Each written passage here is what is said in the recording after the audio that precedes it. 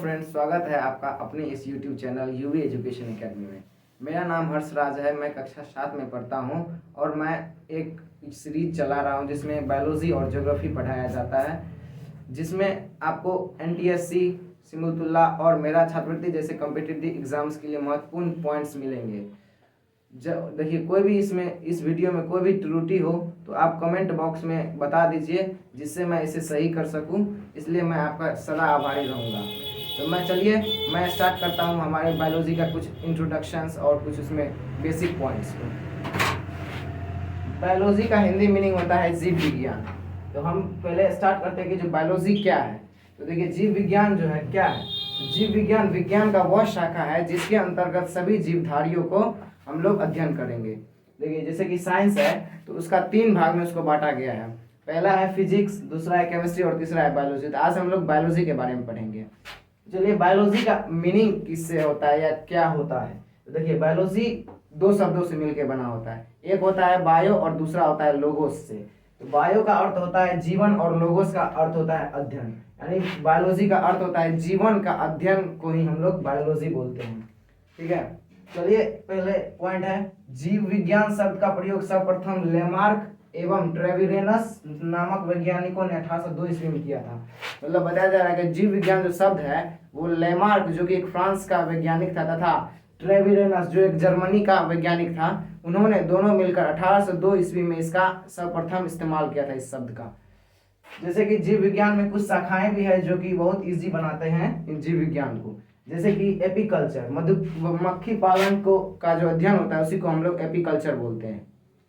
उसके बाद है सेरिकल्चर। सेरिकल्चर में रेशम कीट का जो पालन होता है उसका अध्ययन करने को हम लोग सेरिकल्चर बोलते हैं। तीसरा पॉइंट है पीसीकल्चर, मत्स्य पालन का जो अध्ययन करते हैं, मछली पालन का, उसको ही हम लोग पीसीकल्चर बोलते हैं। चौथा है हॉर्टिकल्चर, जो हम लोग साग सब्जी की खेती करते हैं। कोई भी सब्जी हम लोग बागान में उगाए तो उसी को हम क्या बोलते हैं, हॉर्टिकल्चर बोलते हैं। और फ्लोरिकल्चर है, जो फूलों की खेती को हम लोग फ्लोरिकल्चर बोलते हैं। तो यहाँ पे बायोलॉजी को 2 भाग में बांटा जाता है। पहला भाग होता है बॉटनी, जिसे हम वनस्पति विज्ञान के नाम से जानते हैं, और दूसरा होता है जूलॉजी, जिसे हम जंतु विज्ञान के नाम से जानते हैं। देखिए, यहाँ पे जो जीव विज्ञान का जनक अरस्तु को कहा जाता है, लेकिन अरस्तु सिर्फ जंतु विज्ञान में ज्यादा पढ़े थे, ज्यादा रिसर्च इस जंतु विज्ञान पे किए थे। वनस्पति विज्ञान पे थियोप्रेस्टस ने किए थे। वनस्पति विज्ञान और जंतु विज्ञान में जो बांटा गया है जूलॉजी और बॉटनी, तो यहाँ पे वनस्पति में थियोप्रेस्टस नामक वैज्ञानिक ने किए थे ज्यादा खोज, तथा जंतु विज्ञान में अरस्तु ने खोज किए थे। इसलिए अरस्तु को जीव विज्ञान का जनक के साथ साथ जंतु विज्ञान का जनक भी कहा जाता है।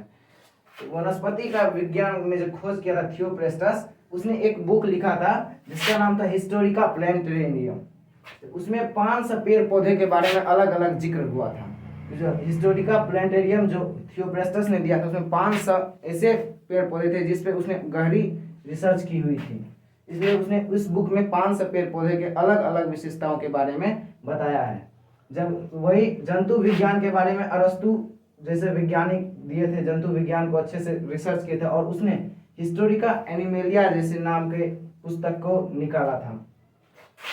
एक और साइंटिस्ट थे जिसका नाम था लिनियस, जो आजकल में आधुनिक जीव विज्ञान का जनक कहा जाता है। आधुनिक जीव विज्ञान का जनक, जिसने सभी जीवों का वर्गीकृत किया। तो इसने एक बुक निकाली, सिस्टेमा नेचुरे। इस बुक में उसने 2 जगत को यानी 2 किंगडम को डिवाइड किया, सभी जीवों को 2 किंगडम में डिवाइड किया। पहला किंगडम था प्लांट किंगडम, दूसरा किंगडम था एनिमल किंगडम। प्लांट किंगडम में सभी प्लांट्स थे और तथा एनिमल किंगडम में सिर्फ सभी एनिमल थे।